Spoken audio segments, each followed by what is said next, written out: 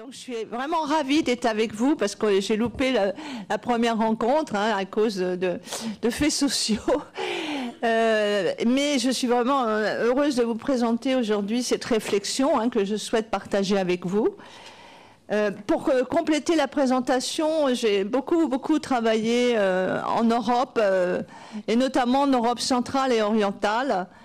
Et je voudrais vous dire que j'ai mené 15 ans de fouilles et de recherche en Crimée et en Ukraine. Donc voilà, j'ai une petite pensée pour mes collègues en ce moment qui sont dans le désarroi.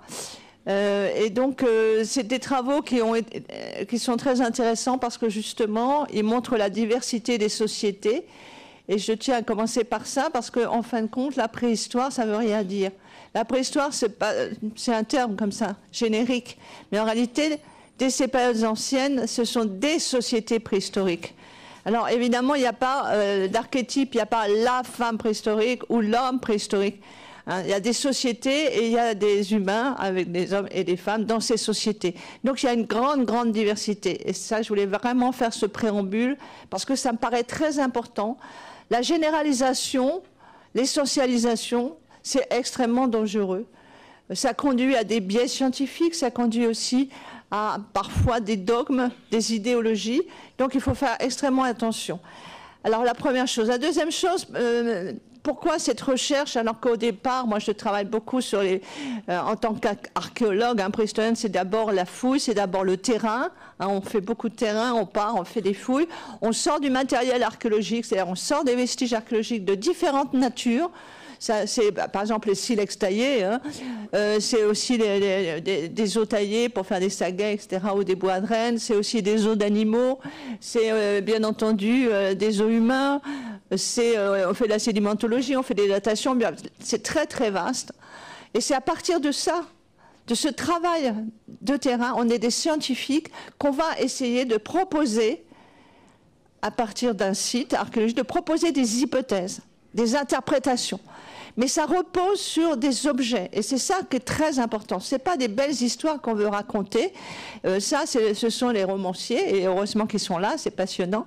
Mais voilà, nous, on est obligés de revenir au terrain, c'est pour ça qu'on revient aux os, par exemple. Ici, je vais vous en montrer, des os humains. Donc, si vous voulez, c'est vraiment quelque chose de très important. Ça repose sur des faits, sur des déductions à partir de matériel. Et après, on va parler à un moment donné, on va dire, bon, ça c'est une réalité, mais ça, là je passe dans l'interprétation. Voilà, je passe dans les hypothèses. Et très souvent, malheureusement, le passage dans ces hypothèses, c'est oublié, voilà. Et du coup, on croit que c'est vérité, et c'est pas vérité, c'est une des hypothèses, parce qu'il y a toujours plusieurs hypothèses, sur certains faits, notamment les faits société pour ces périodes anciennes. Donc ça, c'est vraiment quelque chose aussi que je tenais à vous dire. Et c'est très important pour les recherches scientifiques, pour les recherches en général. Et je crois que c'est une démarche que nous devons toujours avoir. C'est attention, là, est-ce que je suis encore sur la réalité, sur le fait archéologique, ou est-ce que je passe à l'interprétation? Donc voilà, c'est vraiment quelque chose d'important pour vous montrer un petit peu notre travail qui repose sur tout ce travail de terrain et de collaboration avec des collègues dans tous les pays. Et ça aussi, c'est la préhistoire. Et c'est ça qui est passionnant parce qu'on sort, on va voir d'autres collègues à l'étranger et tout. Et beaucoup de mes amis travaillent aussi, mes collègues, en Asie ou en Afrique ou partout. Donc là aussi, c'est important. Donc ces échanges et ces collaborations qui sont importants pour tirer justement quelque chose de ces temps anciens. Alors la préhistoire, justement, en tant que discipline, c'est toujours un peu romanesque. Tout le monde connaît les humains préhistoriques, tout le monde va vous dire quelque chose sur eux. Mais alors, des fois, on a des choses assez farfelues, assez marrantes. Et c'est depuis toujours. Et ça, c'est important à savoir aussi, c'est que, contrairement peut-être à d'autres disciplines, c'est rentré chez tout le monde. C'est rentré chez tout le monde, c'est-à-dire qu'en fin de compte, voilà, tout le monde ne sait pas ce que c'est la physique nucléaire, mais par contre, il va savoir ce que c'est la préhistoire, ou en tout cas une image des humains préhistoriques. Et ça, c'est important parce que ça veut dire qu'il y a des clichés qui sont bien ancrés. Par exemple, on va dire l'homme des cavernes. Alors l'homme des cavernes, non, les humains préhistoriques, quelles que soient les périodes, hein, parce que ça commence, si on prend en Europe, on va dire, on va commencer il y a presque 2 millions d'années, et ça va finir vers à peu près 10 000 ans. Tout ça, c'est ce qu'on appelle le paléolithique, les peuples chasseurs-cueilleurs, nomades, qui vivaient à ces périodes-là. Donc c'est très vaste. Et ceux qui étaient il y a 2 millions d'années, c'est pas ceux qui sont il y a 50 000 ans. Donc là, on a une espèce de globalisation des choses et on vous présente des clichés. Donc on va dire, ils vivent dans les cavernes. Ben non, ils vivaient dans des cavernes, dans des abris, dans des tentes, etc. Donc dans différents endroits. Et aussi l'image, il est toujours menu d'un gourdin. Ben non. Ah, non. Ça aussi, c'est une image d'Épinal. Vous voyez, c'est quelque chose qu'on a créé, c'est des clichés, mais qui sont très ancrés. La même chose par rapport homme-femme. Alors voilà, je vous ai mis Buster Keaton parce que c'est amusant. Et ben voilà, c'est l'image. Alors des fois c'est ça, ou des fois, vous savez, c'est l'image où on voit l'homme qui tire, habillé avec sa peau de bête, hein, son gourdin, et qui tire la femme par les cheveux. Ça, tout ça, c'est bien sûr du romanesque, de la fiction, mais ça a été très présent parce que ça a été reproduit pendant des années, des années. Donc, c'est passé vraiment dans ce que j'appelle l'imaginaire collectif. Et souvent, voilà, on représente souvent ces humains préhistoriques comme ça. Alors, dans cette représentation, évidemment, on voit tout de suite une différence pendant très longtemps entre la représentation par les artistes ou dans les romans. On va parler un petit peu des romans préhistoriques très rapidement parce que ce n'est pas le cœur de mon sujet. Eh bien, on va avoir une représentation différente des hommes et des femmes. Les femmes vont toujours être représentées un peu apeurées, en retrait, toujours au second plan, ou bien voilà, apeurées avec ses enfants, ou bien attendant son grand chasseur, hein, qui va lui ramener le morceau de bison voilà, pour manger. Donc c'est vraiment toujours cette représentation. Les femmes sont au sein de la grotte, de l'habitat, les hommes vont à l'extérieur, et les hommes, c'est eux qui amènent la nourriture, donc la femme est toujours représentée en attendant le retour, pas inactive parce qu'elle s'occupe de ses enfants, mais quand même une vision un petit peu hors de la réalité, en tout cas de la préhistoire, avec beaucoup de ces clichés. Et autre chose aussi, dans ce rapport homme-femme, la représentation de ces artistes, hein, on va dire jusqu'à peu près la Seconde Guerre mondiale, hein, jusqu'à les années 40, on a ces représentations-là. Eh bien, on a là aussi cette violence qui est représentée, hein, parce que là aussi, c'est un imaginaire. Ces périodes-là, oh là là, c'est terrible. Les humains devaient affronter la toundra gelée, hein, il faisait un froid polaire, parce qu'il y a des glaciations, ben non. Hein. Il y a des mammouths à cette période, et les mammouths, ça mange 180 kilos d'herbe par jour. Donc, vous voyez bien que ce n'est pas une toundra gelée, mais ça fait partie de l'imaginaire. Et aussi des bêtes féroces. Donc, l'homme doit toujours se battre contre ces bêtes féroces. Et c'est vraiment le monde de la violence. Il se bat les clans contre les autres clans. Et tout ça, c'est de l'imaginaire. Et dans cet imaginaire, il y a les femmes, où on se bat pour elles, ou bien on les rapte, hein, c'est-à-dire qu'on les enlève. Voilà. Et ça, c'est pour vous dire comment tout ça a traversé les périodes. Jusqu'à nous aujourd'hui, c'est encore bien présent. Et autre véhicule aussi de ces idées, c'est la littérature. Et je pense que certains d'entre vous ont lu des romans préhistoriques, notamment Rien que la guerre du feu, ou bien ont vu des films. Et là, c'est toujours la même chose aussi. On revoit les mêmes clichés. La femme n'est jamais sujet, n'est jamais héroïne, c'est toujours un héros. Voilà. Et il y a toujours la violence, et on se bat contre des bêtes terribles. Voilà.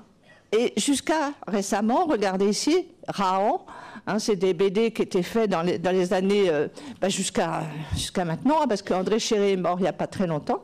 Et Rahan, c'est quelque chose qui a marqué beaucoup les esprits. Et là aussi, un autre cliché, bon, en dehors qui monte un mammouth, bon, ça c'est du folklore, mais un autre cliché, c'est que André Chéret a représenté un cliché, un archétype de l'homme préhistorique.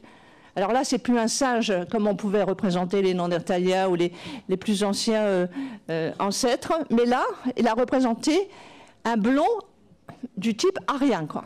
C'est-à-dire que là, il est blond, il est blanc, voilà. Et là, il a donné un autre cliché à ces humains préhistoriques. Et on sait maintenant que ce n'est pas le cas, puisque nos ancêtres directs, les sapiens, sont venus du Proche-Orient et ils avaient, on le sait par la génétique, la couleur de peau foncée. Mais bon, ça fait partie des clichés. Il faut attendre les années, enfin il n'y a pas si longtemps que ça, pour justement voir arriver dans ces romans une héroïne. Alors il y a eu le passage des années 60-70, où là, alors d'un seul coup, la femme préhistorique, c'est Raquel Welch. Ouais. Donc là aussi, vous pensez bien que c'est un autre cliché. Voilà. Donc là, on a une espèce d'idéalisation de... Voilà. Mais sinon, il va falloir attendre les années de la saga de Jim Orwell pour qu'il y ait une femme qui soit héroïne et qu'on ait une autre vision. Alors, ça, c'était l'aspect. Pourquoi encore maintenant, même si on n'a pas fait des études de préhistoire, tout le monde a son avis sur les humains préhistoriques. Mais là, on va revenir à la science, à la recherche de ces premiers préhistoriens, comment tout ça s'est construit, comment l'image des femmes de la préhistoire s'est construite. Et là, donc, on va revoir dans le contexte de l'époque, puisque la préhistoire, c'est une discipline scientifique qui est relativement récente. Elle est vraiment concrétisée, on va dire, même s'il y a des fouilles un petit peu avant, au milieu du 19e siècle. Et ça, c'est quelque chose d'important. Puisque avant la théorie de l'évolution de Charles Darwin, on ne pouvait pas envisager qu'il y ait des ancêtres, que nous ayons, les humains, des ancêtres. Ce n'était pas concevable, puisque ça reposait sur le créationnisme. C'est-à-dire que les animaux, les plantes, les humains et tout ça avaient été créés par Dieu. Donc, évidemment, si c'est créé comme ça par Dieu, il n'y a pas d'ancêtre. De ce fait, il a fait vraiment, ça a été long, même s'il y a eu déjà des découvertes archéologiques au début du 19e siècle. Tout ça a été très long de faire accepter. Il y a eu des batailles, des gens qui ont dit mais si, il y a des... Voilà, mais et c'est vraiment avec Charles Darwin que ça a été très très important et que c'est un peu modifié. Donc c'est dans ce contexte, si vous voulez, que les premiers à s'intéresser aux humains préhistoriques, à la préhistoire, vont baigner, si j'ose dire. Hein. Alors, à cette époque-là, ce qu'il faut savoir aussi, c'est que c'est en France, en Espagne, en Angleterre, en Italie, c'est-à-dire que c'est en Europe occidentale que naît la préhistoire. Elle va après aller, des recherches préhistoriques vont être menées plus tard par des Américains, par d'autres, par les Chinois, etc. Mais au départ, vraiment, pendant une grande période, c'est vraiment l'Europe occidentale.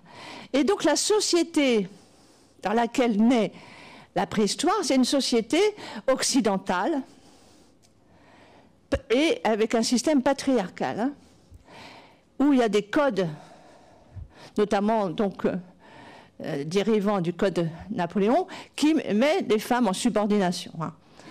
Donc elle est très dépendante, elle n'est pas libre, elle dépend de son père, après de son mari, si le mari meurt de son fils. Donc on est dans cette situation-là, donc de système qu'on appelle patriarcal à cette époque-là.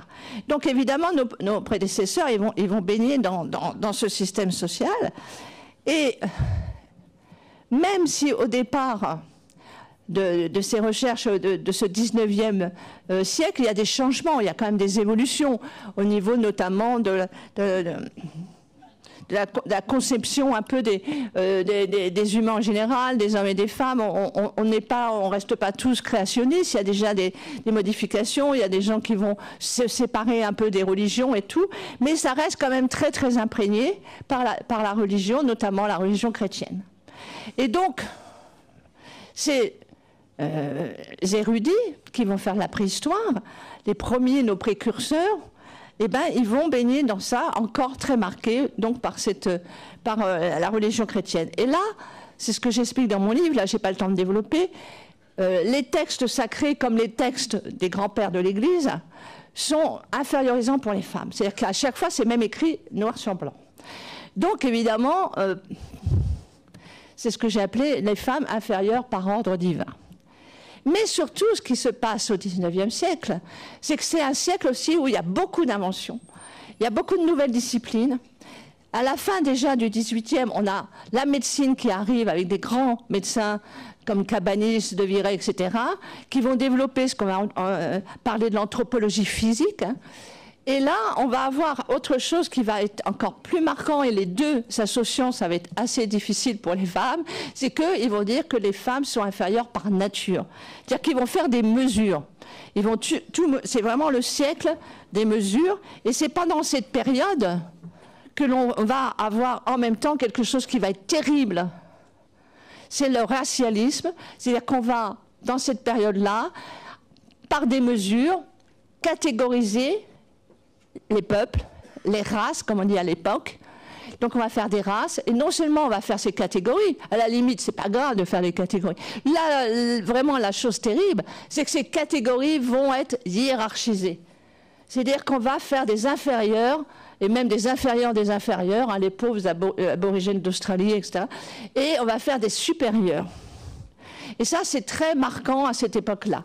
On va faire des mesures. Et pourquoi on va classer comme ça, on va hiérarchiser? Parce que ces mesures, on va les comparer aux mesures obtenues chez les grands singes, notamment chez les chimpanzés. Et plus ces mesures, par exemple, je pense au prognatisme, c'est-à-dire l'avancée, par exemple, de la mâchoire. Plus cette avancée est grande, plus les mesures qu'on va faire pour montrer ça est grande, plus elle se rapproche de ce qu'on obtient chez les chimpanzés. Donc, eux, dans leur tête, ils vont les classer en inférieurs, par rapport à ceux qui ont une face plate, si j'ose dire. Donc, vous voyez, c'est un siècle très important. Et ce qui se passe là aussi, dans chacune des catégories, pour les anthropologues, la femme donc, est inférieure à l'homme. Parce qu'ils vont prendre, juste, je n'ai pas beaucoup de temps, mais juste un exemple pour vous faire comprendre, ils vont faire des mesures de la capacité cérébrale, du crâne, de la boîte. Et ils vont faire des mesures, et puis ils vont faire des biais scientifiques, parce qu'ils ne vont pas ramener ni à la corpulence, ni à la robustesse, ni enfin rien d'autre. Ils vont prendre ça brune, et ils vont dire, regardez, la boîte crânienne des femmes est inférieure au niveau de la capacité à celle des hommes. Donc, eux, ils vont traduire inférieure au niveau de l'intelligence, puisque si le cerveau est plus petit, les femmes sont moins intelligentes. Ce qui est complètement faux. Maintenant, on le sait, parce que ce qui compte, c'est les circonvolutions, c'est enfin plein d'autres choses. Et surtout, ça fait un peu sourire maintenant, parce que nous, au Musée de l'Homme, nous avons le crâne de Descartes. Alors à ce moment-là, Descartes était un idiot, hein, parce qu'il n'a vraiment pas une très grande capacité. Donc, vous voyez, juste pour vous faire sourire, ça reposait sur tout ça. Et évidemment, tout ça va peser dans la vision. Et donc, ces premiers préhistoriens, ceux qui vont s'intéresser à la vie de nos ancêtres, eh ben, ils vont baigner dans ça. Donc, quand ils vont essayer de reconstituer la vie de ces humains, eh ben, ils vont calquer leur société, leur type de société. Hein, bien sûr, ils vont voir que c'est des peuples chasseurs-cueilleurs nomades, mais au niveau du système social, voilà, ils vont nous faire des belles petites familles avec papa, maman, les enfants, et tout ça n'a pas de sens pour ces périodes très anciennes. Mais voilà, c'est vraiment le contexte dans lequel tout ça baigne. Et évidemment, quand on a des photos des premiers grands congrès de préhistoire, puisque évidemment, il n'y a que des hommes, il n'y a pas de femmes qui font de la préhistoire, archéologues à cette époque-là. Les premières femmes vraiment pour les périodes anciennes de préhistoire, c'est le début des années 50, 1950. Donc là, ce sont que des hommes. Alors, vous voyez, les photos, il y a énormément... Quand vous voyez des femmes avec des beaux chapeaux, ça, c'est la femme d'eux, hein. Ce n'est pas une préhistorienne. Alors voilà, ça, c'est ce qui se passe. Pourquoi on a cette construction, hein, ces présupposés, ces préjugés que les femmes, en fin de compte, ne sont pas très actives. Dans ça, elles sont là pour la reproduction et c'est tout. Toutes les grandes inventions, bien sûr, ce sont les hommes qui les ont faites. Alors vous allez me dire, oui, mais on n'est plus au 19e, on n'est plus maintenant même au 20e. Donc pourquoi ça perdure? Pourquoi on a encore des clichés sur la division sexuée du travail, par exemple, des activités, hein, notamment les femmes à la cueillette, les hommes à la chasse, etc. Eh bien, il se passe quelque chose au milieu du XXe siècle qui vont avoir une retombée qui est encore visible et je dirais très visible, même encore maintenant, c'est l'utilisation des comparaisons ethnographiques. C'est-à-dire qu'on va aller chercher, regarder ce qui se passe chez les derniers peuples chasseurs-cueilleurs. C'est-à-dire qu'on va aller regarder chez les aborigènes d'Australie. Alors soit on va prendre même des fois des textes un peu anciens des premiers ethnologues, soit on va faire même des études, et on va chercher aussi des Indiens d'Amazonie, etc. Donc on va aller regarder comment ça se passe ces peuples-là, et donc on va là aussi construire quelque chose qui est encore très, très fort dans la tête de beaucoup de personnes, c'est se dire, ben alors, en fin de compte, oui, ça c'est une bonne idée, puisque c'était des peuples encore chasseurs-cueilleurs, nomades, ben on va voir comment ils vivent et comment ça se passe pour les hommes et les femmes, est-ce qu'il y a des divisions sexuées du travail. Là, je vous montre des photos, c'est les photos que j'ai prises quand j'étais au Kalahari, au Botswana, donc avec les San. Alors, il va y avoir une généralisation. C'est une vraie généralisation, et c'est en ça aussi que pour moi, c'est très gênant, parce qu'on va faire une espèce d'archétype, et on va aller voir, on va faire une petite synthèse de quelques sociétés, et on va dire, voilà ce qui se passe dans ces peuples-là. Les femmes sont à la cueillette, elles travaillent que les matières souples, etc. Et les hommes, c'est tout à fait autre chose. Eux, évidemment, ils chassent, ils pêchent, ils font les peintures, ils sont les chamans, etc. Donc on va transposer leur mode de vie sur celle des humains préhistoriques. Alors, je ne suis pas d'accord avec cette façon de faire pour deux raisons. Même moi, si j'ai été chez les peuples chasseurs-cueilleurs, notamment chez les San, chez les Kung du Kalahari, c'était pour... Moi, je travaillais sur la chasse, je travaillais sur l'alimentation, et donc j'ai voulu voir comment c'était sur le terrain de chasser avec une arme, là c'est l'arc, de voir comment ça se passait sur le terrain, de façon pratique, pour m'inspirer moi. Mais pas pour aller dire ce qu'ils sont en train de faire maintenant, c'est ce que faisaient les humains préhistoriques. Mais la plupart du temps, c'est malheureusement, on va calquer leur activité sur celle des humains préhistoriques. Alors donc, pour moi, pourquoi c'est pas bon? Parce que, premièrement, ces peuples-là, ils ont changé. Ce ne sont pas des préhistoriques fossiles, ils ont 10 000 ans d'histoire. Eux aussi. Et par exemple, les San, là chez qui j'étais au Kalahari, même s'ils ont encore la même économie, enfin maintenant ils sont tous exterminés, mais ils avaient la même économie de chasseurs-cueilleurs nomades, leur système social avait évolué, leur cosmogonie, la façon de voir le monde avait évolué, puisqu'ils ont rencontré au départ, ils étaient tout seuls dans l'Afrique australe, et petit à petit, ils ont vu arriver les Bantous, ils ont vu arriver les Zoulous, ils ont vu arriver les Blancs, et tout ça a modifié leur façon de concevoir le monde, a modifié leur système social. Donc on ne peut pas calquer, parce que maintenant ils sont comme ça, que les humains préhistoriques étaient comme ça. Voilà. Donc ça, au niveau scientifique, je n'ai pas le temps de démontrer plus longuement, mais pour moi, ça me paraît, il y a beaucoup de biais. Autant les gestes techniques, on peut s'en servir, parce qu'il y a des choses qu'on ne fait plus, des matériaux qu'on ne travaille plus de la même façon, mais sinon, au-delà de ça, tout ce qui est sociétal, et tout ce qui est la croyance, etc., les contes, et tout ça a changé, évolue au fur et à mesure du temps, et des rencontres avec les autres peuples. Et surtout, au niveau éthique. Je trouve pour moi très choquant qu'on pense que ces peuples sont sans histoire. Tout peuple a une histoire. Il faut relire Lévi-Strauss, Race et Histoire. Il n'y a pas de peuple sans histoire. Voilà. Il n'y a pas que notre histoire à nous, les Occidentaux. Tous les peuples ont une histoire. Donc au niveau éthique, ça me choque qu'on considère ces gens qui ont un savoir considérable dans plein de domaines, qu'on les considère comme des humains préhistoriques, qu'on pense qu'eux n'ont pas eu d'histoire. Donc voilà, c'est pour ça que je reviens à mes données archéologiques. Voilà. Et qu'actuellement, il y a beaucoup on va dire, de controverses au sujet de justement la place des femmes et le rôle des femmes dans les sociétés préhistoriques, parce qu'on s'appuie beaucoup sur justement les derniers peuples chasseurs-cueilleurs. Donc c'est pour ça que c'était important pour moi, pour montrer que je ne suis pas tout à fait d'accord. Alors, revenons aux vestiges archéologiques. Alors, qu'est-ce qui peut, dans notre matériel, nous fournir quelques éléments qui nous permettent de voir, est-ce qu'il y a une division sexuelle du travail, des activités? Est-ce qu'il y a une infériorisation des femmes? Est-ce qu'il y a un système patriarcal déjà dès les origines? Donc, qu'est-ce qui peut me renseigner? Donc, ça va être, je reviens, ça va être le matériel de fouille, ça va être les squelettes et surtout aussi, ne pas oublier, ça va être les images laissées par les humains préhistoriques, notamment les fameuses représentations féminines.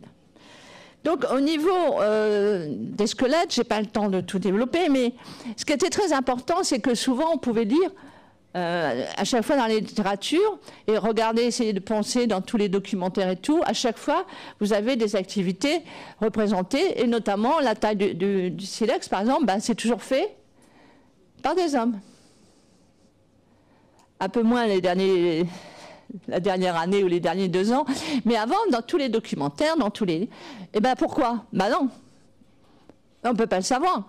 Quand j'ai un outil, si j'ai un biface dans la main, je peux tout vous dire sur ce biface. Quel type humain l'a fait, la chaîne opératoire de la pierre brute au biface. Je peux vous dire si je fais la tracéologie, à quoi ça a servi. Bref, je peux dire pas mal de choses, mais je ne peux pas vous dire qui l'a fait. Zéro preuve. Mais on disait, c'est les hommes.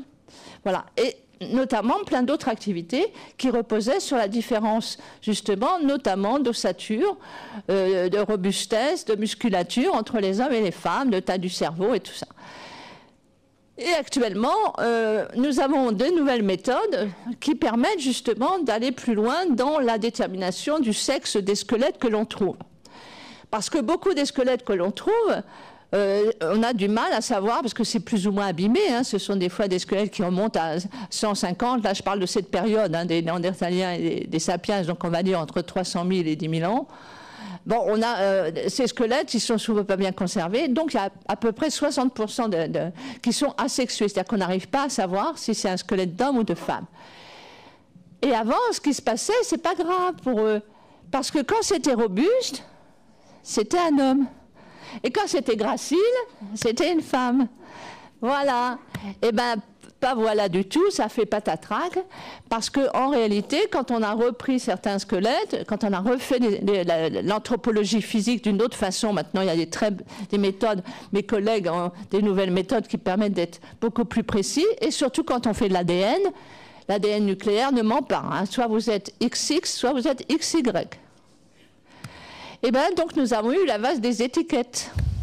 Donc, des hommes, des squelettes masculins sont devenus féminins et vice-versa. Et ça change tout, parce que ça veut dire quoi? Ben, ça veut dire qu'en fin de compte, là aussi, on a voulu qu'à ces périodes-là, il y ait une différence de taille, de musculature et tout, aussi marquée que dans nos sociétés. Quoique maintenant, ça a tendance à changer, hein. Le dimorphisme sexuel se réduit un peu, hein, entre les hommes et les femmes. Alors, mais là, on pensait ça, et bien pas du tout, parce qu'à ces époques-là, eh ben, les femmes étaient robustes. Quand on voit les insertions musculaires sur les ossements, il y avait une musculature impuissante. Donc, surtout les Néandertaliennes, par exemple, étaient presque aussi puissants que les Néandertaliens. Donc, il n'y avait pas cette différence très importante qui pouvait limiter certaines activités. Donc, vous voyez, et comme la taille du crâne et tout ça, comme on vient d'en parler, là, du cerveau avec Descartes, tout ça, on fait maintenant que ça n'a pas de sens. Et donc, là aussi, on ne voit pas pourquoi il n'y aurait pas eu, il n'y a rien qui prouve qu'il y avait une capacité cognitive, une capacité cérébrale inférieure chez les femmes et chez les hommes préhistoriques. Donc, vous voyez, c'est quelque chose qui a ouvert un peu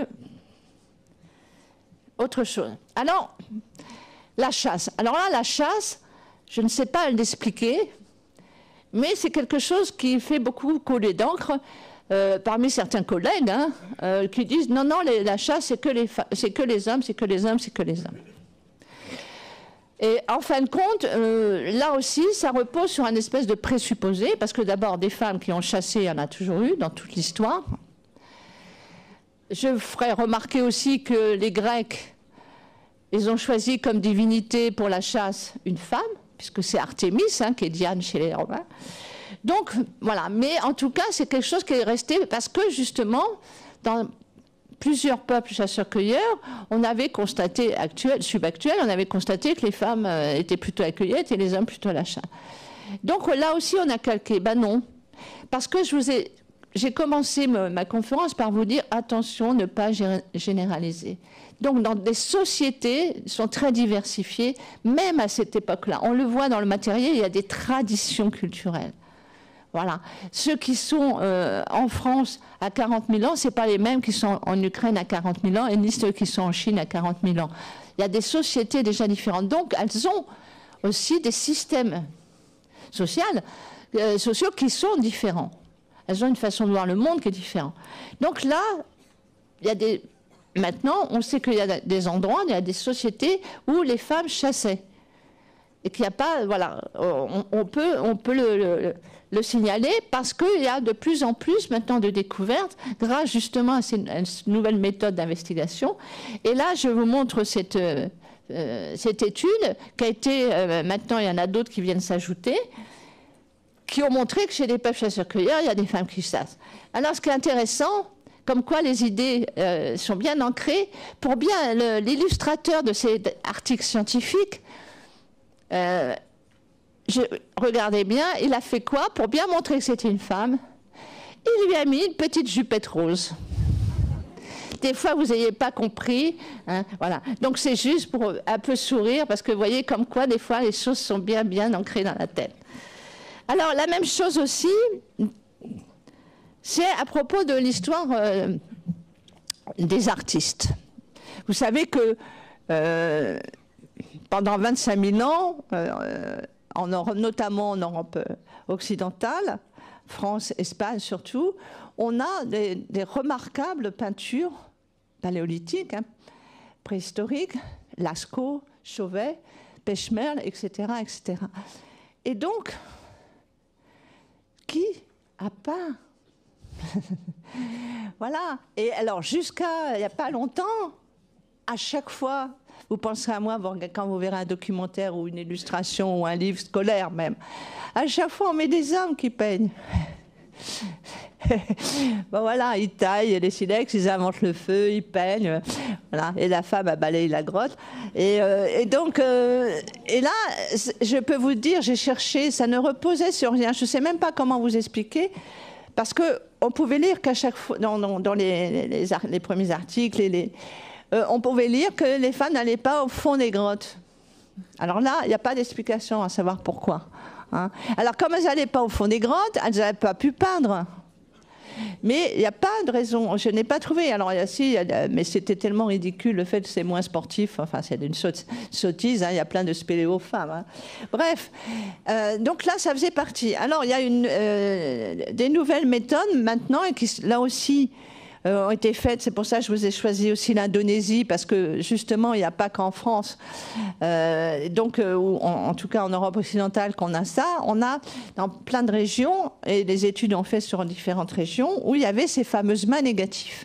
Alors les mains négatives, c'est pochoir, hein, c'est-à-dire vous trempez votre main dans l'eau, vous la mettez, vous mettez votre main sur la paroi, vous crachez l'ocre autour des doigts, vous enlevez votre main et vous avez le contour. Et donc, parce que les mains positives, c'est inverse, vous mettez dans la peinture, enfin dans l'ocre, hein, par exemple, en préhistoire, et puis vous l'appliquez. Mais là, c'est beaucoup, surtout de mains négatives. Et donc, on ne peut pas savoir ces mains. Des petites, il y a des petites, des grandes, mais on ne peut pas savoir si c'est des hommes, des femmes, parce que la taille ne veut rien dire. Surtout ces sociétés-là, on va prendre quoi comme référence? En plus, il y a des ados, on ne peut pas savoir, bref. Donc, il y a des collègues qui ont cherché des méthodes pour essayer de voir si on pouvait mettre en évidence des différences entre des mains masculines et des mains féminines. Ils ont trouvé un indice. Alors, bien sûr, ceux qui ne veulent pas que les femmes aient peint les grottes, vont dire non, ça ne marche pas. Mais en réalité, petit à petit, on essaie de voir que ça doit pas mal marcher, puisqu'on retrouve ça chez des sociétés comme les aborigènes d'Australie, où on sait des panneaux peints par des femmes et peints par des hommes, subactuels. Donc on a ces différences qui marchent assez bien. Et là, on a montré qu'il y avait des mains qui étaient des mains de femmes et il y avait des mains d'hommes. Donc, il y avait les deux. Donc, les femmes étaient bien allées dans ces galeries, étaient bien allées vers le fond des grottes. Alors pourquoi pas, on va être un peu fou, pourquoi pas imaginer que le cheval, par exemple, à Pêche-Merle, qui est à côté de la main qui a été attribuée à une femme, n'ait pas été faite par cette femme. Je crois qu'on peut raisonnablement penser ça. Donc penser qu'il y a, dans certaines grottes, il y a eu des femmes qui ont peint, et il y a eu des hommes qui ont peint aussi dans ces grottes. Donc, vous voyez, c'est important de montrer ça, parce qu'on ne voit pas pourquoi elle aurait mis sa main et elle serait partie en courant, elle n'a rien fait d'autre. Donc, il faut quand même faire attention à formuler des hypothèses quand même qui se tiennent et pas penser, non, elles ont mis que les mains, parce que je l'ai lu. Hein. Bon. Je dis, mais pourquoi? Non. Donc, je pense que là, vous voyez, c'est quelque chose qui nous indique que ce qui est essayer d'appuyer, en fin de compte, le fait qu'on représentait toujours des hommes, ou on disait que c'était toujours des hommes, reposait sur quelque chose qui n'a pas de sens, c'est le fait de dire qu'elles n'allaient pas au fond des galeries. Alors, au niveau du statut social, bien sûr, je suis obligée un peu d'aller vite, de résumer. Hein. Il y a des choses que je développe dans mon ouvrage que vous pouvez trouver en bibliothèque. Et donc, l'autre questionnement, c'était justement, est-ce qu'à cette époque-là, il y avait une infériorisation des femmes par rapport aux hommes? Est-ce qu'elles étaient considérées à l'époque comme inférieures ou pas? Alors là aussi, qu'est-ce qui peut nous indiquer? Ben, on revient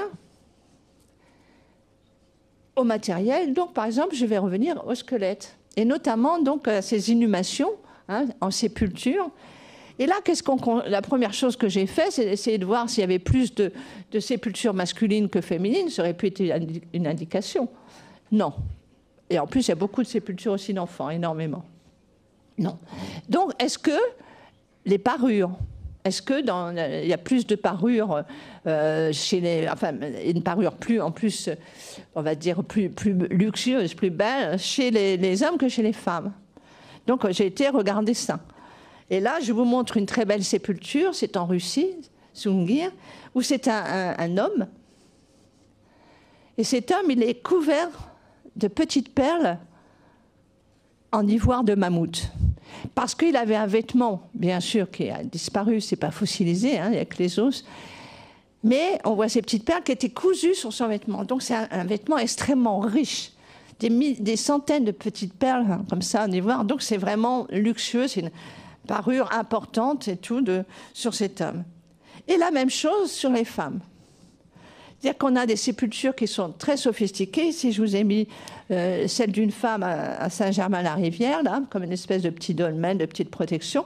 Et puis aussi la dame du Camillon, qui a une coiffure qui est très intéressante parce qu'elle a fait avec des coquillages qui viennent de loin, qui sont, voilà. Donc, qui montrent que c'est, là aussi, quelque chose de valeur. Donc, vous voyez, voilà. Et au niveau du mobilier, c'est-à-dire souvent, quand on enterre ces morts, surtout à ces périodes-là, ou même au néolithique plus tard, on met des objets, ce qu'on appelle le mobilier funéraire. Et bien là non plus, on ne voit pas de différence. Il n'y a pas de mobilier plus riche, entre guillemets, pour les hommes que pour les femmes.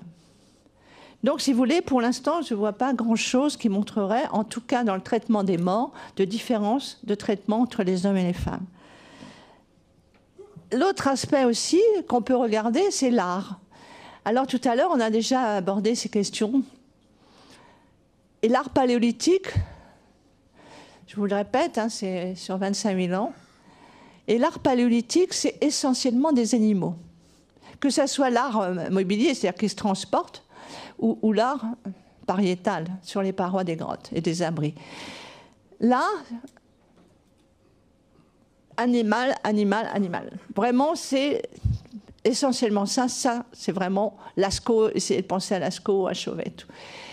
Et quand il y a des représentations humaines, et il y a beaucoup de symboles aussi, il y a beaucoup de signes géométriques. Et quand il y a des représentations humaines, 90% pour l'art mobilier, c'est-à-dire les statuettes, et 80% pour l'art pariétal, ce sont des représentations féminines. C'est du féminin, sur 25 000 ans. Et donc on a des gravures, on a beaucoup de vulves, et on a ces fameuses statuettes qui ont été découvertes. Et là, c'est intéressant parce que là, les statuettes, c'est pas seulement dans la région franco-cantabrique, enfin Espagne-France, c'est aussi dans toute l'Europe. Et on a ces statuettes. Alors, bien sûr, il y a eu beaucoup de littérature à propos de ces représentations féminines, parce on est souvent resté sur celle là de Willendorf, hein, qui montre des seins énormes, des hanches très marquées, etc. Donc, où on est dans quelque chose qui sent la fécondité, la reproduction et tout ça. Mais on a de tout, là aussi. C'est-à-dire qu'il y a des Vénus qui sont très minces. La plupart sont nues, mais il y en a certaines, comme celle de Malta, qui sont avec des anoraks, un peu comme les Inuits, les Esquimaux. Donc on a un peu de tout. Ça veut dire que là aussi, ces représentations féminines, qui avaient toujours ces statuettes, on avait toujours pensé que c'était, toujours écrit en tout cas, la plupart du temps, et surtout que l'art paléolithique a été étudié pendant très longtemps par des hommes, maintenant c'est plus le cas, mais très longtemps c'était un regard masculin sur cet art, et pendant des dizaines d'années, on a dit là aussi que les statuettes avaient été faites par les hommes pour les hommes. On a même parlé de premières représentations érotiques. Vous voyez, alors qu'en réalité, bien sûr qu'il y a ces représentations, mais il y a de tout. Il y a des choses très minces. En plus, elles sont assez petites. Donc, ce n'est pas des grandes statues comme on verra au néolithique, c'est vraiment plus petit. Et notamment, on peut là aussi suggérer que peut-être sur ces 25 000 ans, dans différentes sociétés, il y avait peut-être des femmes qui avaient fait ces représentations. Pourquoi pas, hein? On peut l'envisager. Et notamment, j'attirais votre attention sur les Vénus qui sont... Enfin, on appelle ça Vénus, parce que là aussi, c'est un homme qui a donné ça à la statuette de Willendorf, donc en référence évidemment à la déesse. Et donc là, regardez cette statuette féminine qui est percée. Hein. Donc c'était une pendeloque. Et là, on peut imaginer peut-être que ça faisait partie de quelque chose de protecteur, ce qu'on appelle une amulette, un gris-gris, hein, pour protéger. Et peut-être que ça a été fait pour protéger les femmes au moment de l'accouchement. Parce qu'à ces périodes-là, le moment de l'accouchement est un moment très difficile. Hein, parce que ce n'est pas comme maintenant, si l'enfant se présente mal, s'il y a un problème, eh ben, voilà, hein, il n'y a pas d'opération, il n'y a pas de césarienne, etc. Donc c'est un moment très difficile. Et le moment de l'accouchement, c'est toujours été, dans toutes les sociétés pendant très longtemps, c'est un domaine féminin. Et donc on peut très bien imaginer que là aussi, on ait ces petites statuettes qui ont été faites pour justement ce moment très difficile. Nous avons d'ailleurs une sépulture très émouvante en Italie, qui date à peu près de 25 000 ans, où on voit un squelette de femme et un squelette de bébé qui allait sortir, quoi, un fœtus à terme. Et donc, probablement, ils l'ont enterrée avec beaucoup de parures et tout. Probablement qu'elle est morte pendant son accouchement. Donc, c'est vraiment une sépulture très émouvante. Et donc, voilà, on peut penser qu'il y a eu des statuettes qui ont été faites pour ça, pour ce moment-là, pour porter chance, hein, pour que ça se passe bien. Peut-être aussi pour dire aux divinités, les esprits de la montagne, l'esprit de la rivière, ou je ne sais quel esprit, tout, de protéger ce moment difficile. Voilà, donc il y a plein de solutions. Et là aussi, il n'y a pas de preuve du tout qu'on puisse mettre toutes ces statuettes avec cet éclairage très masculin de dire que ce sont des hommes qui les ont faites pour, voilà, que ce soit des divinités, soit des espèces de représentations de l'idéal féminin pour ces hommes de cette époque. Ça a été dit, hein, ça a été dit. Alors, autre questionnement aussi, les sociétés. Alors, beaucoup de questionnements. Est-ce qu'il y a eu des sociétés matriarcales ou patriarcales? Est-ce que le patriarcat a toujours existé? Ça, c'est une grande question. Eh bien, en fin de compte, on ne peut pas vous dire oui, on ne peut pas vous dire non. Parce que comment montrer l'existence du patriarcat? Là, moi, j'aurais tendance plutôt à voir la preuve que tout ça, la position des femmes dans l'art, la position dans les sépultures, etc., dans les activités quand même assez diverses, on ne voit pas vraiment un système où il y a une domination. Parce que quelle est la différence, le patriarcat? Matriarcat n'existe pas en réalité. Le patriarcat était un mot construit versus du patriarcat. Mais le patriarcat, c'est inscrit dans le code. Hein. Donc c'est le pater. Hein. C'est dans le code romain, puis après dans le code Napoléon. Donc, je cite des extraits là dans mon ouvrage, vous verrez, ça fait quand même peur. Ça, hein, les articles, certains articles à propos des femmes, du statut des femmes, ça fait peur. Et donc, là, est-ce que ça existait? Alors moi, je pense que le système matriarcal n'a pas été mis en évidence. même durant les périodes historiques, à part 2 ou 3 cas vraiment très rares, chez les Na, par exemple, en NA. En Chine, bon, peut-être quelques rares sociétés. Mais par contre, le système matrilinéaire a été extrêmement fréquent en Asie et en Afrique. Alors la différence, c'est quoi? Matrilinéaire, c'est qu'il n'y a pas une domination. Ce n'est pas les femmes dominent les hommes, c'est que la transmission du nom, des savoirs, des savoir-faire et des biens passe par les femmes. Et il y a eu beaucoup de sociétés comme ça, et encore même pour le nom, hein, vous en connaissez encore, hein, des pays où c'est le nom de la femme.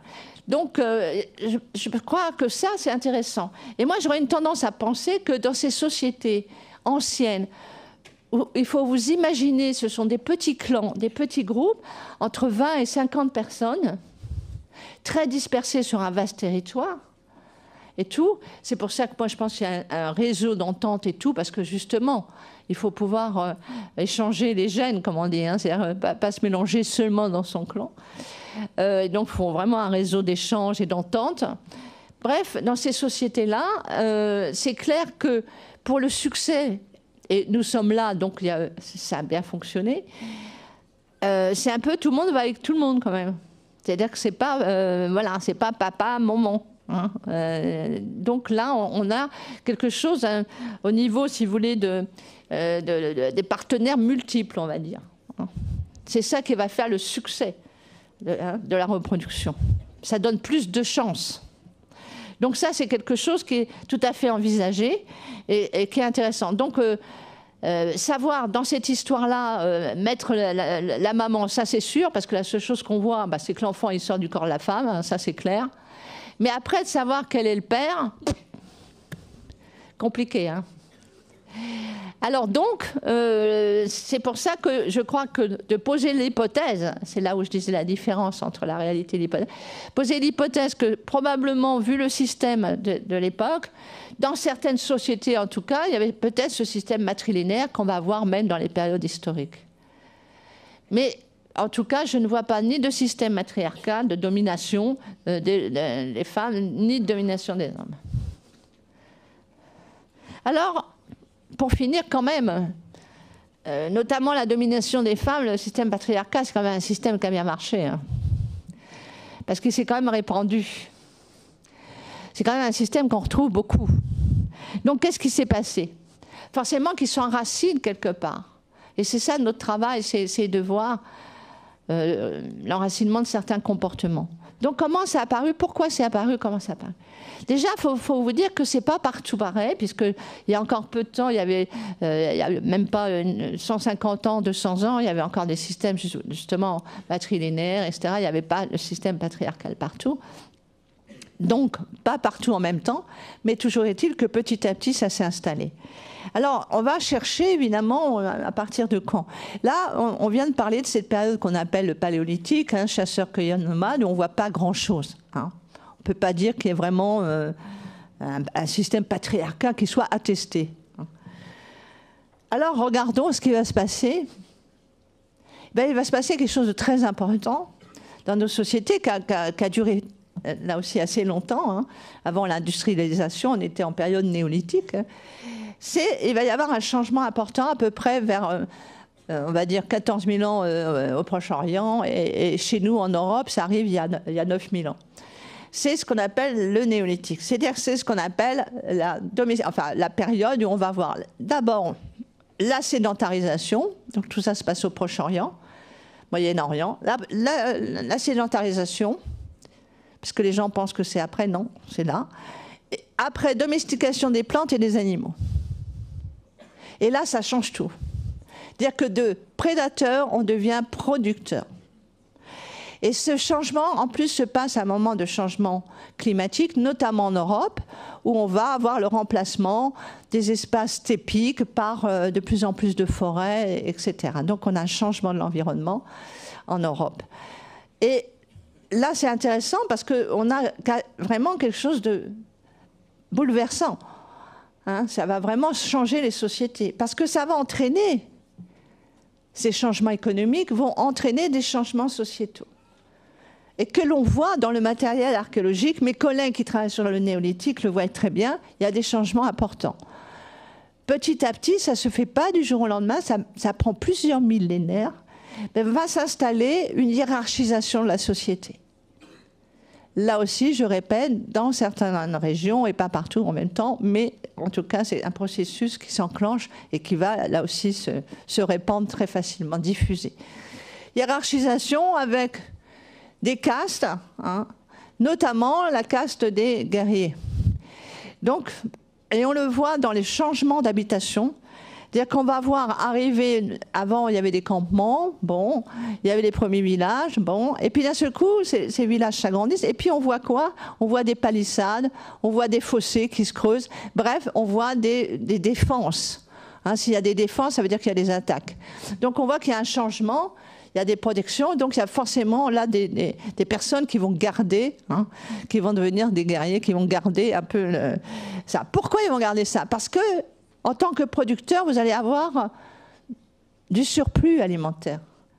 Les chasseurs-cueilleurs nomades ont très peu de stockage. Ils font un peu de stockage pour l'hiver, mais ils en ont très peu. Alors que là, il va y avoir du surplus. On a des silos à grains qui apparaissent, et donc on va stocker du grain, notamment. Voilà. Et là, évidemment, du surplus, ça veut dire, à un moment donné, ben, on va faire soit des échanges, du commerce, puis il y en a aussi qui n'ont pas de surplus, il y a un hiver qui n'est pas bon, il y a ceci, il y a cela, bref, enfin un été, et on va voir des conflits qui apparaissent. C'est là où on a les premiers charniers, hein, d'un seul coup, il y en a qui arrivent, c'est la razzia au niveau du village, et nous, on a des nécropoles, paf. On voit que le village, on a tous les âges, hein, ça c'est terrible, c'est le village. Et sauf que souvent il manque les adultes dans la force de l'âge. Hein. Ça veut dire que c'est les prisonniers de guerre. Hein. Donc on voit qu'il y a vraiment un changement. Et même à l'intérieur, les premiers conflits sont internes d'ailleurs. C'est-à-dire que là, on voit très bien qu'il y a d'un seul coup, il va y avoir un chef, et donc les autres un peu en dessous, et tout ça va provoquer des fois des luttes intestines. Hein. Donc, il y a vraiment un changement de société. On le voit aussi dans la peinture rupestre, il y a ces périodes-là, on voit des groupes armés, hein, face à face, qu'on n'a jamais au Paléolithique, face à face avec des arcs. Bref, on sent qu'il y a un changement radical de la société. Et c'est probablement dans cette période-là que est apparue la division qui a été encore plus marquée, ou qui est apparue la division sexuée du travail, des tâches. Parce que qu'est-ce qui se passe? Sédentarité veut dire plus. On a plus de monde, plus la démographie explose. Hein, avant, c'était, si j'ose m'exprimer ainsi, 3 pelés, 4 tondus dispersés sur des vastes territoires. Et là, d'un seul coup, on a une explosion démographique. Parce que ça, la sédentarité, c'est favorable à la démographie. Plus vous êtes mobile, plus vous êtes nomade, moins vous avez d'enfants. Donc, on voit apparaître ça. C'est vraiment quelque chose qui est important parce que, évidemment, c'est les femmes qui font les enfants. Hein. Ça, c'est la palisse. Et ben, de ce fait-là, quand il y a plus d'enfants, eh ben, vous êtes plus occupés. Hein, parce qu'il y a le sevrage, il y a tout ça. Donc là, il y a une surcharge, si j'ose dire. Et puis, quelque chose qui a été mis en évidence par certains, c'est que l'agriculture aurait été une affaire de femmes au départ. C'est-à-dire que là, ça repose sur le Proche-Orient, où les femmes ont été à la cueillette, ramener les végétaux au campement, et puis les graines tombent et germent dans le sol. Et à un moment donné, ben, il faut un peu, là aussi, c'est mettre... Ben, pourquoi aller chercher plus loin, hein, des kilomètres? Pourquoi pas faire pousser, puisque là, on a vu que ça germait, etc. Et surtout...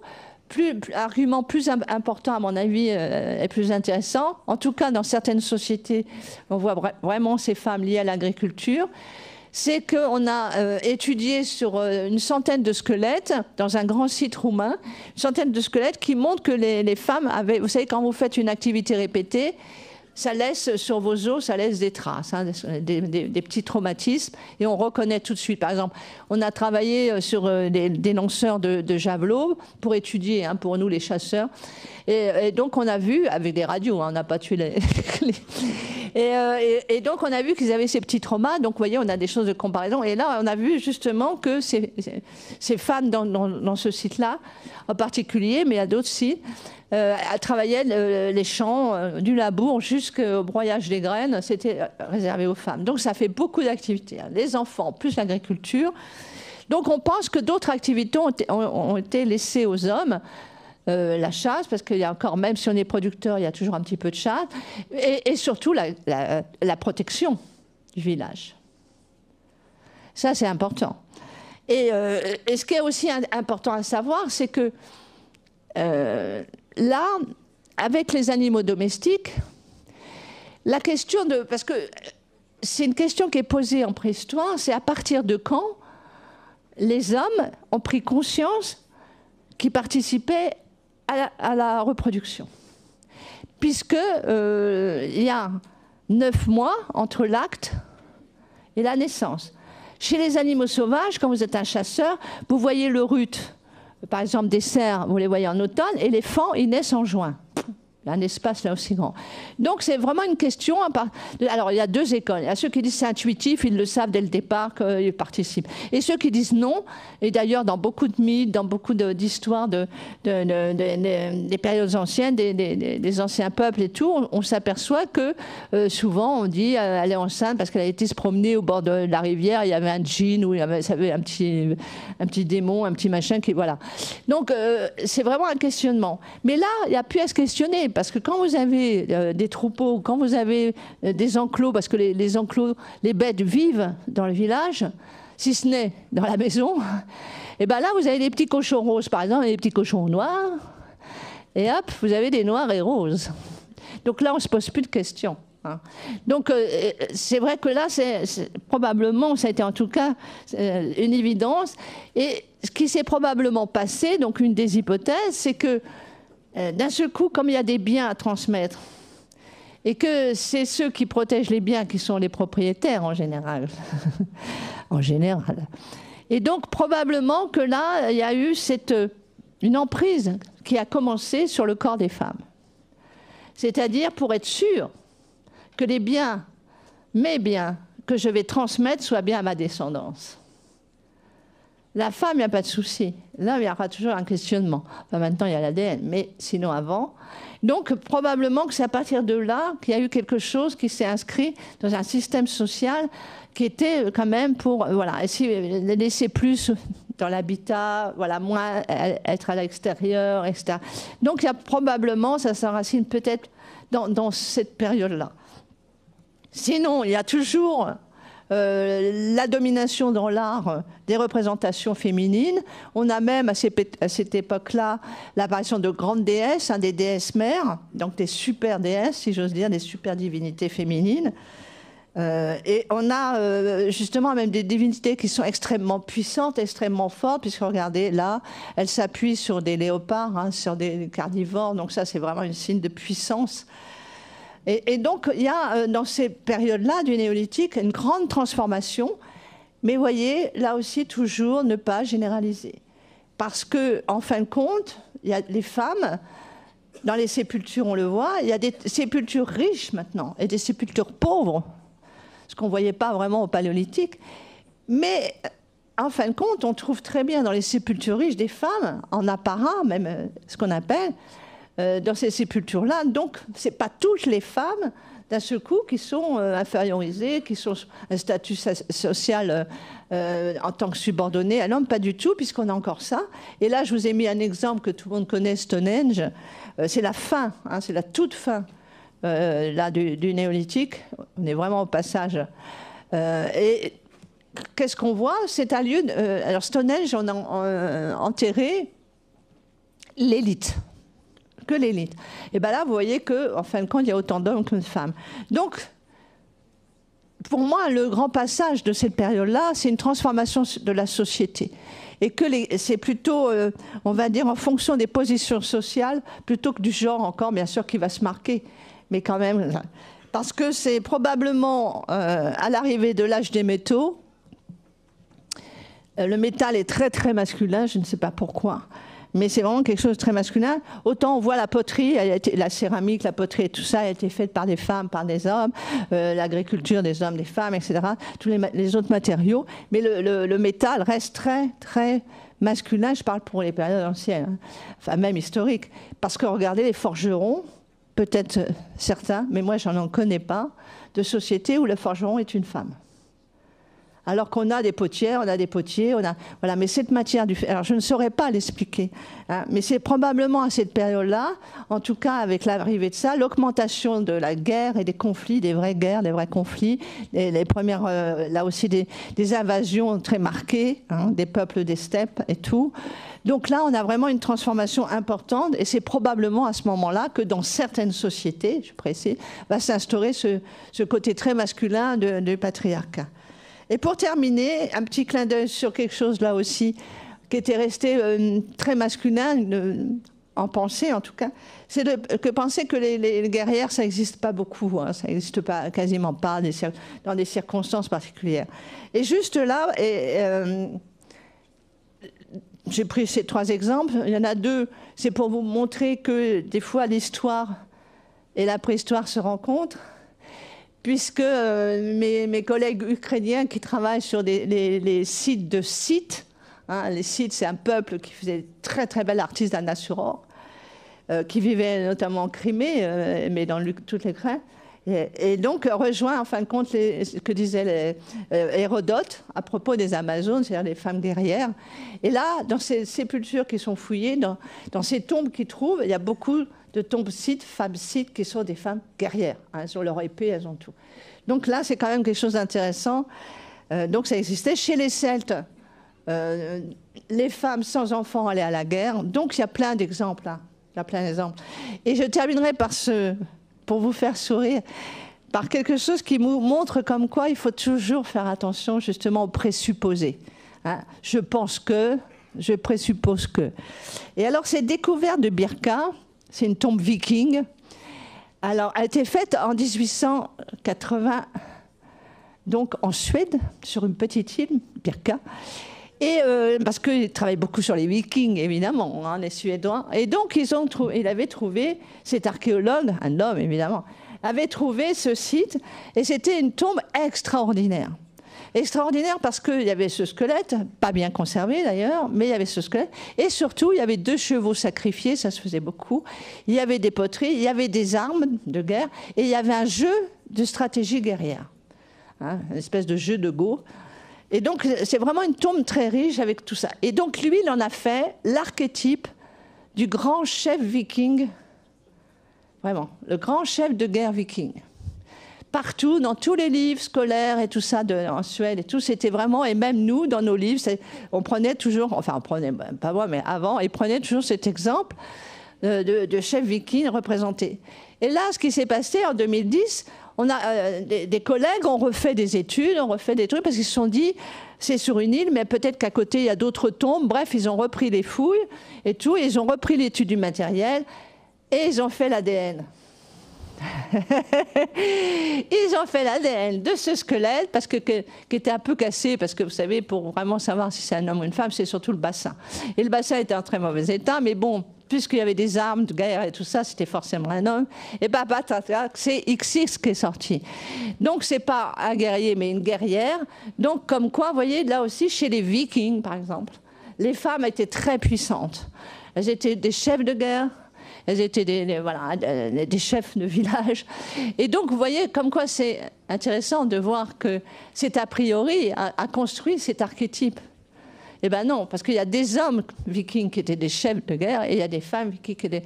Donc, il y a de tout. C'est ça que je tenais à vous dire aujourd'hui, c'est qu'il y a plein de sociétés au cours du temps qui nous ont précédés et qu'il y a donc déjà une grande diversité. Et qu'il ne faut pas rester sur des présupposés, des préjugés, de dire, voilà, un tel est inférieur, l'autre, non, il n'a pas pu faire ça, etc. Non. En fin de compte, on s'aperçoit que c'est beaucoup plus complexe et que dans ces sociétés, vous savez, où, en fin de compte, ce qui comptait dans ces petits groupes, eh ben, c'est la compétence de chacun. Parce que c'est sur ça qu'on pouvait vivre. C'est en s'appuyant sur les compétences. Et que ces histoires qu'on a construites après, petit à petit dans nos sociétés, d'inférieurs et de supérieurs, parce que ceci, parce que la race, parce que la religion, parce que le genre, parce que... Mais tout ça, ça a été construit. En réalité, dans ces sociétés-là, au départ, ce qui était important pour eux, et ils ont réussi puisqu'on est là, sinon s'ils s'étaient battus, si ça n'avait pas fonctionné, on ne serait pas là. Hein, on est la preuve vivante qu'ils ont trouvé des réponses à leurs problèmes. Et de vivre comme ça, dans cette complémentarité, je crois que c'est ça qui est vraiment important. Et je crois qu'il faut toujours revoir, justement, avec une ouverture. C'est-à-dire, pas dire « Ah non, ça, c'est pas possible ». Il faut ouvrir le champ des possibles, parce que si on ouvre le champ des possibles, on va chercher. Si on dit « Ah ben non, c'est pas possible », eh ben on remballe ses affaires, on fait plus rien, parce que c'est comme ça. Bon, mais non, là, on se dit « Voilà, maintenant, on va chercher, on va essayer de voir quelle méthode, quels moyens et tout, pour mettre en évidence certaines choses ». Et voilà, montrer peut-être que dans certaines sociétés, c'était tel système, dans un autre, c'est un autre système, et que voilà, tout ça va permettre d'ouvrir. Mais il faut vraiment ouvrir le champ des possibles. Je vous remercie de votre attention.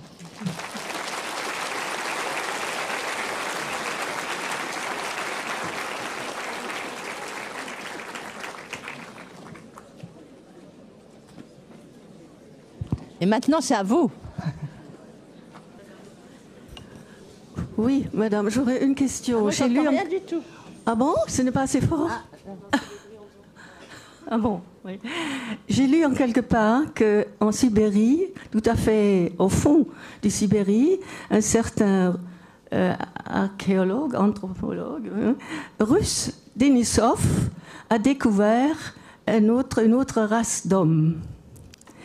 Et qu'est-ce que vous pouvez m'ajouter? Expliquer.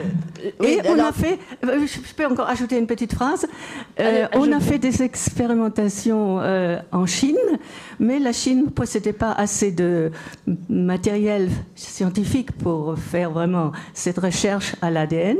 Ils l'ont envoyé en Allemagne, à Mayence, à l'Institut Max Planck, et là ils ont cherché selon les ADN, et ils ont découvert que ce ADN de cet homme russe, hein, Denisova, hein, n'a rien à voir avec les Néandertals et les hommes d'Afrique.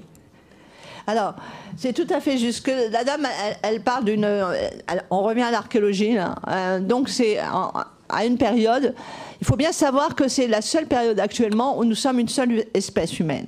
Nous sommes des Homo sapiens sapiens. Sapiens veut dire sage, je ne suis pas sûre qu'on soit deux fois sage. Mais bon, c'est comme ça, on s'appelle comme ça. Mais c'est la première fois. Avant, il y a eu un moment de... tout le long de notre évolution, il y avait plusieurs espèces. Hein, et c'est des branchements, c'est-à-dire qui n'ont pas donné de descendants. Et donc, il y a, à un moment donné, il y avait 3 espèces humaines. Enfin, espèces ou sous-espèces, on pourrait discuter. Mais bref, il y avait 3 types humains. Il y avait les Néandertaliens, dont je vous ai parlé, les Sapiens, nos ancêtres directs, les Homo sapiens, et il y avait les Denisoviens dont parle madame, de la grotte de Denisova qui se trouve en Sibérie, dans l'Altaï.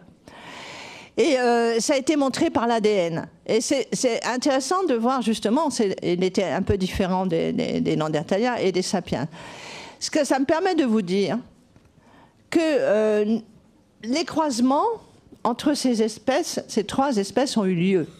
C'est-à-dire que les Néandertaliens se sont mélangés se sont croisés avec des sapiens, notamment au Proche-Orient il y a à peu près 80 000 ans, avant d'arriver après en Europe, les sapiens. Et entre les Denisoviens et les Néandertaliens, et entre les Denisoviens et les sapiens.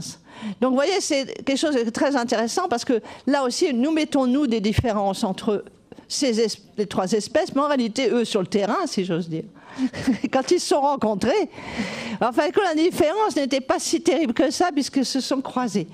Pour preuve, nous avons, les humains actuels, certains des gènes de Néandertaliens, entre les Eurasiatiques, notamment entre 1 et 4%, des gènes de Denisoviens, notamment les Asiatiques, et ceux d'Océanie, jusqu'à 6%.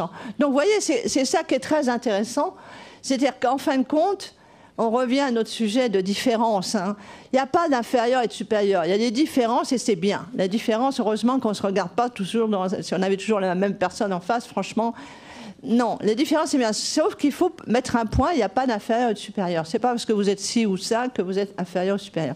Et là, ces croisements, en fin de compte, sont très intéressants parce qu'ils montrent justement que nous, on en fait des différents, hein, puisqu'on les sépare, mais en réalité, eux, ils se sont rencontrés et certains, voilà, plus si affinité, comme on dit, et voilà, ça a marché. Donc, vous voyez, c'est quand même là aussi des choses très intéressantes. Mais c'est bien, madame, d'avoir permis de parler de ce troisième type humain. Nous allons prendre d'autres questions.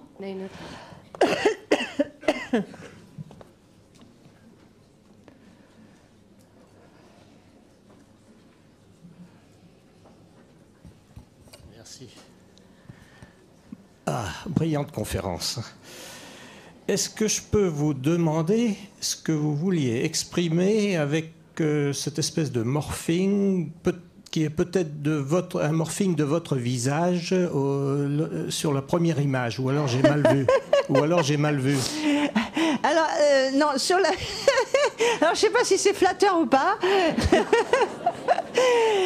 Mais moi, je vais le prendre comme un compliment parce que cette image, vous faites bien de le dire, cette image, c'est une représentation d'une très très très jeune, une adolescente néandertalienne que nous avons mis, qui était découverte à Gibraltar, qui a été faite, reconstituée d'une façon scientifique.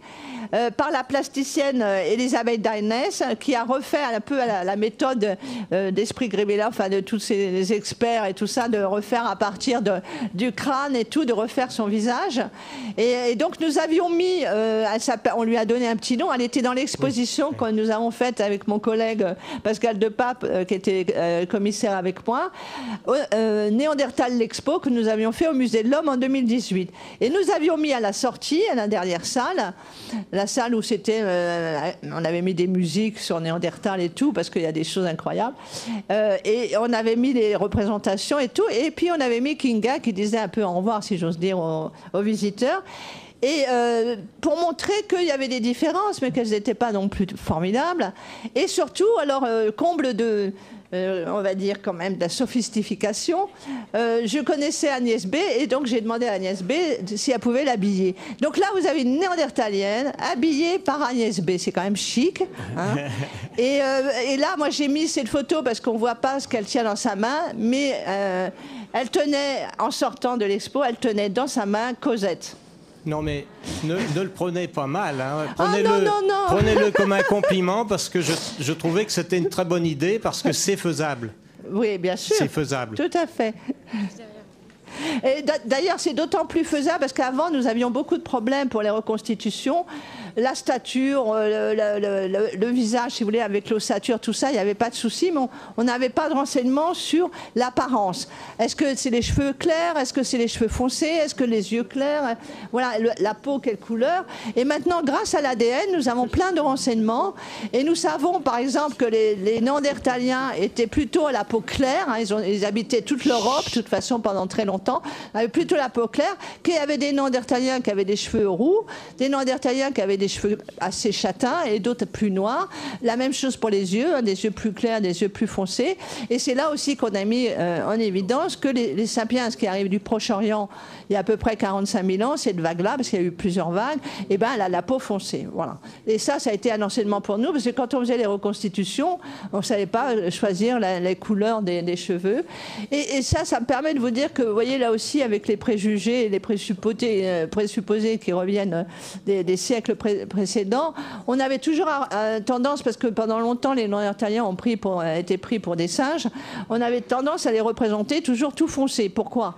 Hein, la peau noire presque, les cheveux noirs, les yeux noirs. Pourquoi? Parce que dans la tête des gens, des idéologues et tout, le noir était un signe d'infériorité par rapport au blanc. Donc c'est pour ça que je pense que tout ça change et qu'heureusement, et c'était quelque chose qui était vraiment regardé, repensé. Tout ce qui est fait avant les années 80, vous verrez, c'est toujours les mêmes représentations. Hein.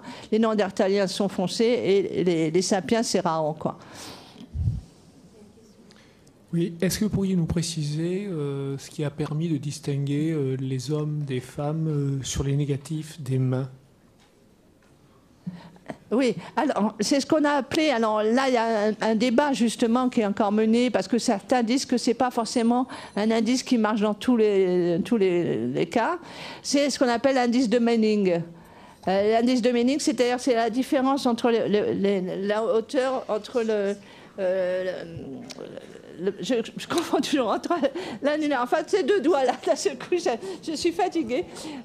Donc, c'est une différence de taille entre les deux et que l'indice est différent chez les hommes et chez les femmes. L'indice de Manning. Excusez-moi, je fatigue un peu. Une autre question? Oui, bonjour. Très bonne conférence. Je ne sais pas, je ne vois pas ce que c'est. Pardon là, ici, ah, voilà, petit signe, voilà. Vous avez dit qu'à un moment, la question de la paternité s'est posée quand ils ont commencé à avoir des animaux domestiques. Mais du coup, avant, est-ce qu'il n'y avait pas... Enfin, comment ça se présentait à peu près le schéma familial? C'était un peu tout le monde élevait les enfants, tout le monde était de la famille, en fait? Alors, c'est-à-dire que, vous savez, ça c'est une supposition, évidemment. Oui. Sauf que nous avons maintenant, on a la chance d'avoir des nouveaux moyens d'études, et notamment l'ADN. Et grâce à ça, et là je reprécise, vous allez dire, elle nous embête avec ça, mais non, je reprécise dans certaines sociétés, parce que là aussi on n'a pas fait de la haine dans tous les milliers de documents qu'on a, archéologiques, mais on a montré des apparentés. C'est-à-dire, par exemple, on a un site qui s'appelle El Cidrón en Espagne, où on a montré qu'il y avait 13 squelettes de Néandertaliens, il y en avait 12 où on a pu faire l'ADN, parce que le collagène était bien conservé, et on a montré qui était, voilà, les appariements. Et on s'est aperçu, en fin de compte, si vous voulez, que c'était qu'il y avait de la consanguinité, qu'il y avait eu des... Voilà. Et donc ça, c'est quelque chose qui est quand même très, très intéressant, qui montre qu'à un moment donné, surtout là, c'est vers la fin, c'est la fin des Néandertaliens, la civilisation néandertalienne. Et c'est vrai qu'on a là ce modèle où on est plutôt dans quelque chose d'assez restreint, même si on va se mélanger ailleurs, même avec des sapiens, pour vous dire que c'est vraiment ailleurs. Mais ce qui est intéressant de voir, c'est que ces groupes étaient vraiment dans un système où, pour le succès de la reproduction, c'est-à-dire d'avoir un enfant, c'est mieux plutôt que d'avoir un partenaire, d'en avoir plusieurs. Donc on est plutôt dans ce système. C'est pour ça que la paternité en tant que père de l'enfant, c'est très difficile à montrer. Et que probablement le système, et ça a duré, hein, il y a plein de sociétés où il y a plusieurs partenaires. Hein. Et donc, ça peut rejoindre ce qu'on a vu dans certaines sociétés où le mot orphelin, par exemple, n'existe pas, parce que les enfants, c'est un peu le groupe. Bien sûr, il y a la mère, hein, les fondamentales jusqu'au sevrage, mais que c'est le groupe qui prend en charge, notamment quand il y a des décès et tout ça, probablement que les enfants étaient pris en charge. C'est plus un système clanique. C'est un système de... Voilà, où ce qui compte, c'est pas l'individu, c'est le groupe. Et l'enfant est important parce que ces peuples-là, si vous voulez, n'ont pas grand-chose à transmettre. Les choses les plus importantes pour eux à transmettre, c'est leur clan, c'est-à-dire leur histoire. Voilà, il n'y a pas de bien, on n'est pas dans les... Vous voyez, et donc transmettre son nom, le nom du groupe, transmettre ses savoirs, ses savoir-faire, c'est ça qui compte. Et qui est-ce qui les transmet? C'est par l'enfant. Donc c'est pour ça que probablement que ça devait être un système qui était très protecteur par rapport à ça. Et comme on constate que beaucoup des squelettes féminins, beaucoup, ne dépassent pas 35-40 ans, alors qu'on a des squelettes masculins jusqu'à 55 ans. Donc là, on pense qu'il y avait vraiment, je vous en parlais tout à l'heure un peu, vraiment un problème, des difficultés au moment de l'accouchement, quoi, parce que ça ne se passe pas toujours bien. Et donc il y avait probablement une mortalité importante en couche des femmes. Donc elles avaient peut-être eu déjà des enfants, et donc ces enfants étaient forcément pris en charge par le groupe. Donc c'est vraiment c'est un système qu'on a retrouvé d'ailleurs dans d'autres sociétés plus récentes et qui fonctionnait comme ça. Et c'était pas, moi je ne crois pas du tout, pour ces périodes anciennes, je parle à papa, maman et les enfants. Ce système-là, c'est quand même un système qui est relativement récent pour moi. Donc, on est dans un autre système, pour que ça soit viable, tout simplement. Et du coup, est-ce que le nouveau système qu'on a, qui marche à deux, généralement avec le mariage, est-ce que du coup, il serait moins fonctionnel? Est-ce que ce serait pas enfin à notre époque? Alors moi je pense que, alors je vais pas rejoindre certains petits camarades que j'ai qui disent que ce système-là a été imposé par la société, mais c'est vrai que c'est pas forcément celui qui a le plus de succès au niveau. Alors là on va prendre purement reproductif et biologique. Hein. Non, ça c'est clair. C'est clair que c'est un système qui marche bien dans un système économique. Voilà, ça repose ce système-là. Et d'ailleurs, le pater romain, la familia, ça vient des Romains. Hein, c'est eux qui vont là. Et la familia, en fin de compte, comprend les esclaves aussi. Donc c'est pour ça que c'est un système patriarcal, le pater, et la familia, et on englobe les esclaves. Donc tout ça, c'est la famille. Et même les esclaves, d'ailleurs, peuvent être affranchis, devenir le fils, adopté, mais voilà. Donc c'est un système, vous voyez, qui est plus un système basé sur l'économie pour que ça maintienne quelque chose où on peut faire la transmission par des choses comme ça, des biens, je parle. Hein. Tout ça permet, à mon avis, de mieux fonctionner. C'est un système qui est adapté à un nouveau système économique. Ça n'engage que moi. Nous avons encore une question. J'ai une question par rapport à tout ce que vous avez dit. Je me demande si, vu qu'en paléontologie on utilise beaucoup, et en géologie en cadre général, le principe d'actualisme, est-ce que le fait d'avoir voulu dans les débuts de la paléontologie et de l'anthropologie mettre recalquer ce qu'on voit dans la société actuelle, est-ce que c'est peut-être pas lié par une généralisation abusive de ce concept? Je voudrais pas trahir votre pensée, mais si j'ai bien compris, vous posez la question, est-ce qu'on va calquer notre façon de penser aujourd'hui sur... Mais je ne vois pas qui parle, excusez-moi, faites-moi un signe. Hein, voilà. Ah voilà, d'accord. Est-ce que c'est issu d'une surinterprétation de ce qu'on voit? Alors, où je vous suis, mais la surinterprétation, c'est quand on a dit pendant des décennies, etc., que par exemple, tels outils étaient taillés par des hommes ou telle peinture était faite par des hommes. Moi, je dis que on ne sait pas si c'est fait par des hommes ou si c'est fait par des femmes. C'est ça la différence. Pour justement éviter l'écueil dont vous parlez, de vouloir calquer les choses par rapport à notre société ou par rapport à la vision de maintenant ou par rapport à tout ce qui se passe ou je ne sais pas. Et là, je crois que quand on sait, on sait. Voilà, si on prend un biface et qu'on sait que c'est un biface acheléen, voilà, on dit c'est un biface acheléen parce qu'il a tel et tel critère, on peut dire des choses. Mais par contre, vous dire, est-ce que c'est un homme qui l'a taillé comme on le disait avant, je dis non. Est-ce que c'est une femme, comme on peut dire maintenant, je dis non non plus. C'est-à-dire que, vous voyez ce que je veux dire, c'est-à-dire qu'à un moment donné, il faut savoir les limites et dire, là, voilà. Et ce qui est très important, par contre, c'est justement, une fois qu'on a dit ça, se dire, cherchons, essayons de voir pour faire avancer les choses, trouvons les moyens, analysons. Vous savez, les choses ont tellement progressé, qui aurait pensé qu'on aurait pu faire de l'ADN ancien? Hein, je veux dire, on aurait dit ça il y a 30 ans, personne n'aurait cru ça. Donc je pense qu'il faut être modeste. Il y a des choses qu'on sait, il y a des choses en préhistoire maintenant, il y a des choses qui se confirment de fouille en fouille, etc. Et il y a des choses où on ne sait pas bien. Surtout tout ce qui n'est pas matériel. Voilà, parce que des fois, il y a des questions qu'on peut, pour l'instant, on ne peut pas forcément résoudre, ou qu'on peut résoudre ponctuellement dans tel site ou dans tel... Mais voilà, il reste des questionnements de toute leur pensée.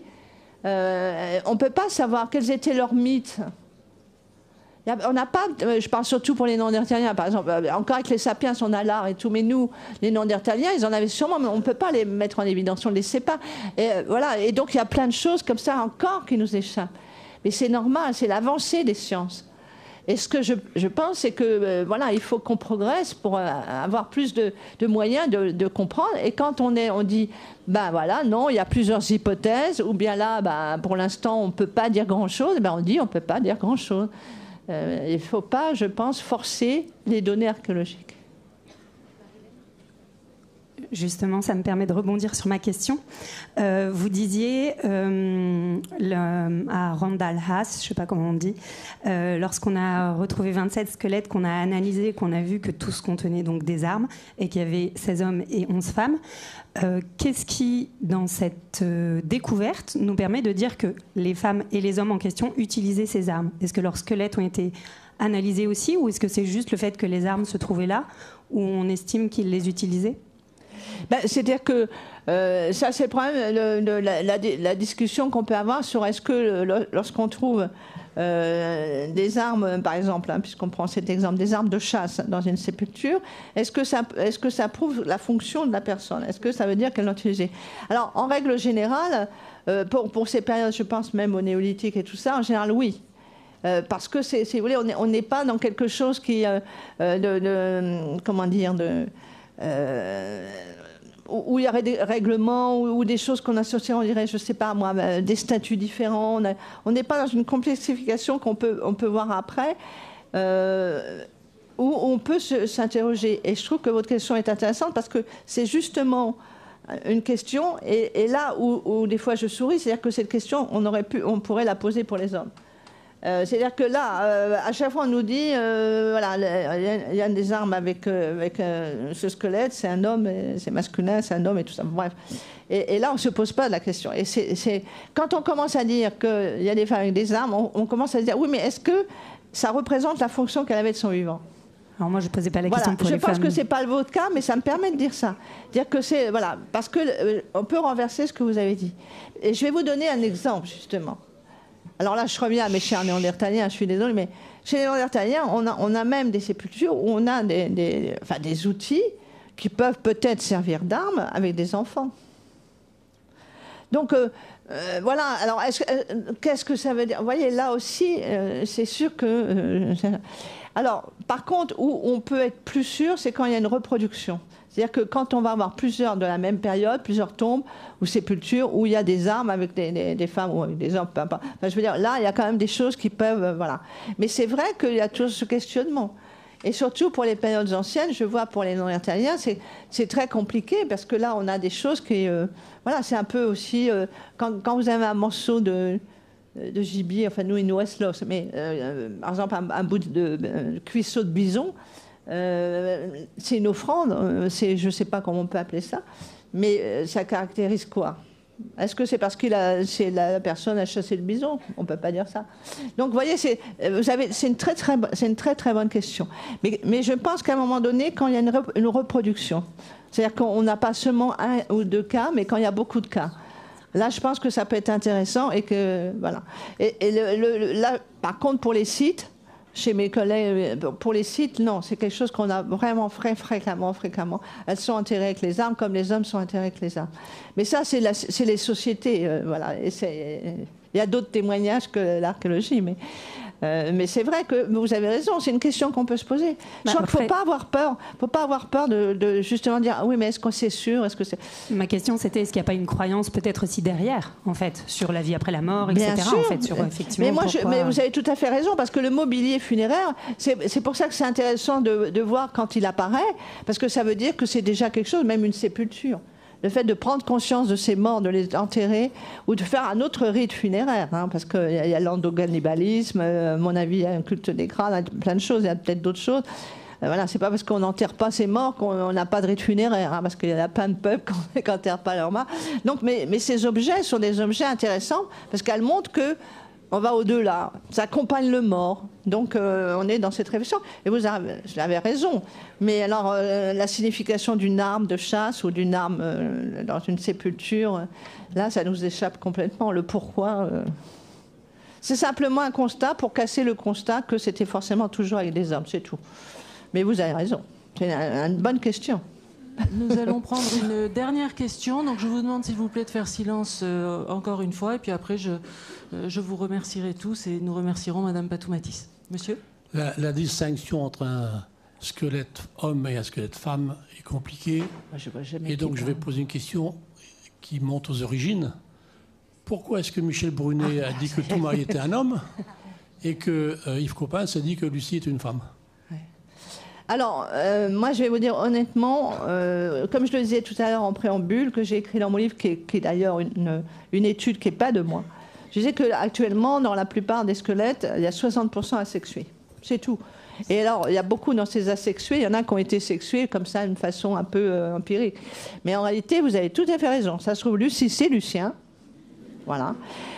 Mais si on prend des choses anciennes et tout, le sexe de Toumaï, on peut le chercher. Hein. Je pense que là, on pourrait toujours essayer. Je pense qu'on ne peut pas le montrer voilà, sur les restes. Et c'est pour ça que et là, ça me fait rebondir pour terminer. Comme quoi, c'est toujours important de voir sur quoi on travaille. C'est-à-dire que quand on n'a que quelques ossements ou quelques voilà, on peut pas ou des choses abîmées et tout, on peut pas aller voilà. Il faut vraiment prendre ça à bras le corps et aller jusqu'au bout, savoir si on peut faire l'ADN, si on peut faire tout ça. Bon, pour l'instant, on peut pas faire aussi vieux, hein. Mais c'est vrai que c'est intéressant parce qu'il y a une bataille. Alors tout le monde dit ça, est-ce que c'est vraiment Lucie et pas Lucien? Bon, voilà. Mais et je pense que c'est compliqué et plus on va vers l'ancien. Plus on s'éloigne de nous, plus c'est difficile. Plus c'est très difficile. Très difficile. Parce qu'il y a eu le grand débat autour de Toumaï. C'est très difficile. Est-ce que Toumaï est vraiment sur la lignée de notre lignée ou pas? Ça, c'est un débat qui a fait couler beaucoup d'encre, qui a fait disputer beaucoup de gens. Et parce que c'est complexe, c'est difficile. Merci beaucoup pour cette je vous remercie. conférence. Merci beaucoup.